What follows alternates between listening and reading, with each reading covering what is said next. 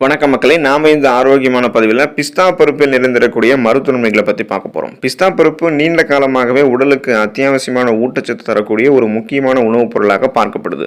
பிஸ்தா பருப்பில் vitamin E, vitamin B complex விட்டமின்கள்லாம் அதிகமாக நிறைந்திருக்கு. குறிப்பாக பிஸ்தா பருப்பில் தாமிரம், மேங்கனீஸ், பொட்டாசியம், கால்சியம், இரும்புச்சத்து, மெக்னீசியம், துத்தநாகம் போன்ற தாதுக்களுமே இருக்குது. பொதுவாக நட்ஸ் வகைகளை காலையில் இருந்ததும் வெறும் வயிற்றில் பால் சேர்த்து அல்லது தண்ணீரில் ஊற வச்சு சாப்பிடணும். அல்லது நம்ம ஸ்நாக்ஸ் டைமில் உணவு இடைவேளை நேரங்களில் மாலை நேரங்களையும் எடுத்துக்கொள்ளலாம்.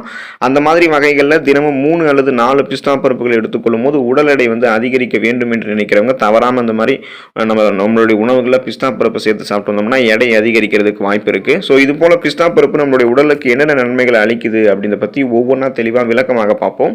அதை பற்றி பார்க்குறதுக்கு முன்னாடி இந்த வீடியோவுக்கு மட்டும் ஒரு லைக் கொடுத்துட்டு இந்த தகவலை உங்களுக்கு தெரிஞ்சவங்களுக்கும் ஷேர் பண்ணிடுங்க. ஏன்னா இது அவங்களுக்கும் பயனுள்ளதாக இருக்கக்கூடிய ஒரு ஆரோக்கியமான பதிவு தான். இது போன்ற அப்டேட்ஸ்கள் நீங்கள் தொடர்ந்து பார்க்குறதுக்கு நம்மளுடைய ஹெல்த் நியூஸ் தமிழ் சேனலை சப்ஸ்கிரைப் பண்ணி வச்சுக்கோங்க. பக்கத்தில் இருக்கக்கூடிய பெல் பட்டனையும் கிளிக் பண்ணி ஆல் அப்படின்ற ஆப்ஷனையும் மறக்காமல் செட் பண்ணி வச்சுக்கிட்டீங்க அப்படின்னா நான் போடக்கூடிய எல்லா அப்டேட்ஸும் உங்களுக்கு நோட்டிஃபிகேஷனோட அடிக்கடி சேரும்.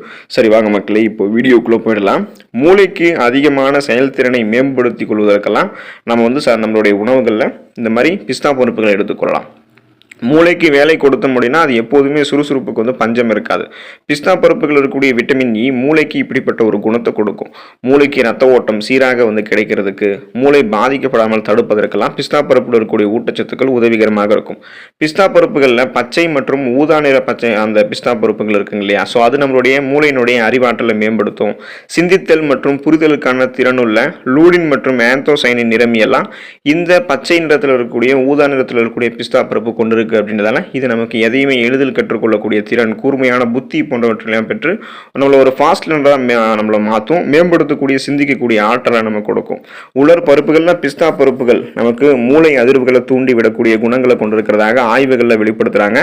அப்போ எதையும் எளிதில் கற்றுக்கொள்ளக்கூடிய திறன் பெற்று மூளையை ஆரோக்கியமாக இருக்கிறதுக்கு, பார்க்கின்சன், அல்சைமர் போன்ற ஞாபக மறதி நோய்களை நம்ம ஓரளவுக்கு குணப்படுத்தி மறதியை தடுத்துக் கொள்ளலாம். மூளை ஆரோக்கியமாக இருக்கிறதுக்கு மொத்தத்தில் பிஸ்தா பருப்புகளை சுழற்சி அடிப்படையில் நம்மளுடைய உணவுகளை சேர்த்துக்கலாம். நீரிழிவு நோயாளிகள் பிஸ்தா பருப்பு சாப்பிடலாமா அப்படின்னு சொல்லக்கூடிய ஒரு கருத்து இருக்கு.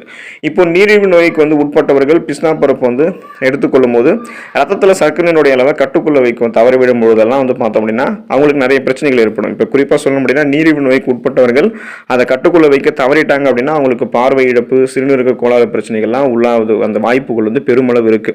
அப்போ பெருமளவு உணவு வழியாக நீரிழிவு கட்டுப்படுத்துவதோடு அல்லாமல் நீரிழிவால் உண்டாகக்கூடிய சைடு எஃபெக்ட்ஸ், அந்த இதர பாதிப்புகளை முன்னாடியே வராமல் தடுக்கக்கூடிய உணவுகளாக அதில் முக்கியமான உணவுகளாக பிஸ்தா பருப்பு இருக்குது.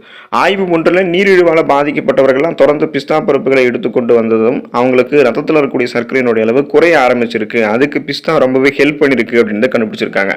ஹை பிபி என்று சொல்லக்கூடிய ஹை பிளட் ப்ரெஷர், அதாவது உயர் ரத்த சர்க்கரையினுடைய அளவை கொண்டவர்கள்லாம் பிஸ்தா பருப்புகளை உட்கொள்ளும் போது அது இன்சுலினுடைய சுரப்பை அதிகரிக்கிறதாகவும் உணவுக்கு முந்தைய ரத்த சர்க்கரையினுடைய அளவை குறைக்கிறதாகவும் தெரிவிக்கப்பட்டிருக்கு. பிஸ்தா பருப்புகள்லாம் குறைந்த கிளைசெமிக் குறியீடு இருக்கு அப்படின்றதால இது ரத்த சர்க்கரையினுடைய அளவை மாற்றத்தை ஏற்படுத்துறது கிடையாது. ஆய்வு ஒன்றில் டைப் 2 நீரிழிவு நோயாளிகள் 12 வாரம் ஒரு நாளைக்கு 2 முறை பிஸ்தா பருப்பு எடுத்துக்கொண்ட போது ரத்த சர்க்கரையினுடைய அளவு அவங்களுக்கு 9% வரைக்கும் குறைக்கப்பட்டிருக்கு தெரிய வந்திருக்கு. பிஸ்தா பருப்புகள் இருக்கக்கூடிய ஆன்டி ஆக்சிடென்ட்கள், கரோட்டினாய்டுகள் இந்த மாதிரி இருக்கக்கூடிய அப்புறம் ஆன்டி ஆக்சிடென்ட்கள், கரோட்டினாய்டுகள் மற்றும் ஃபீனாலிக் கலவைகளாக ரத்தத்தில் இருக்கக்கூடிய சர்க்கரையினுடைய அளவை கட்டுக்குள்ள வைக்கக்கூடியது அப்படின்றதால சுகர் பேஷண்டாக இருக்கிறவங்க பிஸ்தா பருப்பு எடுத்துக்கொள்ளலாம். சுகர் ப்ராப்ளம் வரக்கூடாது முன்னாடியே தடுக்கிறவங்களும் பிஸ்தா பருப்பு சாப்பிடலாம். இதய நோயை நம்ம தவிர்ப்பதற்கு நம்மளுடைய உணவுகளை பிஸ்தா பருப்பை சேர்த்துக்கொள்ளலாம். பிபி என்று சொல்லக்கூடிய பிளட் பிரஷர், அதாவது ரத்த அழுத்தம், அப்புறம் கொழுப்பு சத்துக்கள், அதாவது கொலஸ்ட்ரால் போன்றவையெல்லாம் நமக்கு கட்டுப்படுத்துவதன் மூலமாக பெருமளவு இதய நோய் உண்டாகக்கூடிய அபாயத்தை நம்மளால் குறைக்க முடியும். மற்ற பருப்புகளை காட்டிலும் பிஸ்தா பருப்புகளில் குறைந்த அளவு கொழுப்புகள் தான் இருக்கு, அதுவும் ஆரோக்கியமான கொழுப்புகள். இந்த ஆரோக்கியமான கொழுப்புகள் இதயத்தை பலப்படுத்தக்கூடிய ஆரோக்கியமான கொழுப்பு. ஸோ இது இதயத்திற்கு தீங்கி விளைவிக்காது, நன்மைகளை மட்டும்தான் தரும். உதாரணமாக 28 கிராம் பிஸ்தா பருப்புல 13 கிராம் மட்டுமே கொழுப்பு இருக்கு. இதிலும் 11 கிராம் ஆரோக்கியமான ஒற்றை செறிவுறாத கொழுப்புகளாக இருக்கு. 2 கிராம் மட்டுமே செறிவுற்ற கொழுப்புகளாக இருக்கும். தாவரம் சார்ந்த வேதிப்பொருட்களை கொண்டிருக்கக்கூடிய ஊட்டச்சத்து இருந்திருக்கக்கூடிய பருப்பு கூட இந்த பிஸ்தா பருப்பு தான். பிஸ்தா பருப்புகள் நம்மளுடைய ரத்தத்தில் இருக்கக்கூடிய கொழுப்பை குறைச்சி ரத்த அழுத்தத்தை நமக்கு மேம்படுத்தும், அதாவது கண்ட்ரோலாக வைக்கும். இதனால இதய நோய் அபாயம் நமக்கு தவிர்க்கப்படும். பிஸ்தா பருப்பு எடுத்துக்கொண்டவர்கள் குறித்த ஆய்வில் அவங்களுடைய உடலில் கெட்ட கொழுப்புகளான எல்டிஎல்னுடைய அளவு குறைவாகவும் நல்ல கொழுப்பாக இருக்கக்கூடிய ஹெச்டிஎல்னுடைய அளவு இருக்குங்க இல்லையா, ஸோ அது வந்து அந்த அளவுக்கு நல்ல கொழுப்புகளுடைய அளவு அதிகரிச்சிருக்கிறத கண்டுபிடிச்சிருக்காங்க. மற்ற உலர்கொட்டைகளை காட்டிலும் பிஸ்தா பருப்பு பிபி என்று சொல்லக்கூடிய பிளட் பிரஷர், அந்த ரத்த அழுத்தத்தை குறைக்கிறதாக தான் பல ஆய்வுகளில் குறிப்பிடுறாங்க. அப்போ இதயம் சார்ந்த மாரடைப்பு, பக்கவாதம், எந்த விதமான பிரச்சனையும் இல்லாமல் குறிப்பாக வந்து பார்த்தோம் அப்படின்னா நமக்கு இதய தமனிகளில் வீக்கம் ஏற்படுவது, இதய தசைகள் வலுவிழந்து போவது என இதயம் சார்ந்த பிரச்சனைகள் எதுவும் இல்லாமல் ஆரோக்கியமாக இருக்கிறதுக்கு பிஸ்தா பருப்பு உதவிகரமாக இருக்கும். எடை இழப்புக்கு ஆரோக்கியமான முறையில் சைடு எஃபெக்டே இல்லாமல் பிஸ்தா பருப்பு உதவிகரமாக இருக்கும். அதிக எடையை கொண்டிருப்பவர்கள்லாம் உடல் எடை குறைப்புக்கு முயற்சிப்பாங்க. பிஸ்தா பருப்புகளில் ஃபைபர் என்று சொல்லக்கூடிய நார்சத்தும் நிறைவான புரோட்டீன் என்று சொல்லக்கூடிய புரதமும் இருக்கிறதால இதை சாப்பிட்டதுக்கப்புறம் வயிற்றில் பசி உணர்வு நீண்ட நேரம் உண்டாகாது. அதாவது நம்ம பசியை கண்ட்ரோல் பண்ண முடியும். இதனாலவே நம்ம அதிகமான கலோரிகள் இருந்திருக்கக்கூடிய நொறுக்கு தீனிகளை எடுத்துக்கொண்டு உடல் எடையை இன்னும் வெயிட் ஆக்கிக்க மாட்டோம். அதை முதல்ல ஸ்டாப் பண்ணுவோம். அதோட குறைவான அளவே உணவை வந்து நம்ம எடுத்துக்கொள்வோம். அப்போ சைடு எஃபெக்ட் இல்லாமல் நம்மளுடைய உடல் எடை குறைய ஆரம்பிக்கும். குறிப்பாக பிஸ்தா பருப்புகள் இருக்கக்கூடிய நார்சத்து என்ன பண்ண முடியும்னா, ஏற்கனவே நம்மளுடைய உடலில் தேங்கி இருக்கக்கூடிய கொழுப்புகள் எல்லாம் குறைச்சி அந்த கொழுப்புகளை ஆற்றலாக நமக்கு உடலுக்கு மாற்றும். அப்போ உடல் எடையெல்லாம் குறைய ஆரம்பிச்சிடும். நம்ம சாப்பிடக்கூடிய மற்ற உணவுகளில் இருக்கக்கூடிய கொழுப்புகளையும் கரைத்து வெளியேற்றுவதற்கு பிஸ்தா பருப்பு உதவிகரமாக இருக்கும். எடை குறைப்புக்காக பிஸ்தா பருப்பு சாப்பிட்டவர்களை வச்சு செக் பண்ணும்போது ஆய்வு செஞ்சதில் வழக்கமானவர்களை காட்டிலும் இந்த பிஸ்தா பருப்பு சாப்பிட்டவர்களினுடைய இடுப்பு அங்குலம் ஒரு சில அளவுக்கு கணிசமான அளவுக்கு குறைஞ்சிருக்கிறத கண்டுபிடிச்சிருக்காங்க. பிஸ்தா பருப்புகள் இருக்கக்கூடிய நிறைவான புரதம் பசி உணர்வை கட்டுப்படுத்தி உடலை ஆரோக்கியமாகவும் ஒரு ரெஃப்ரெஷ்மெண்ட் புத்துணர்ச்சியாகவும் வைத்திருக்கிறதுக்கு உதவிகரமாக இருக்கும். பிஸ்தா எடை இழப்புக்கு உதவும் அப்படின்னாலும் கணிசமான அளவு தான் நம்ம அதை நொறுக்கு தீனியாக, அதாவது கணிசமான அளவுக்கு அதை ஒரு அளவோடு தான் எடுத்துக்கணும்.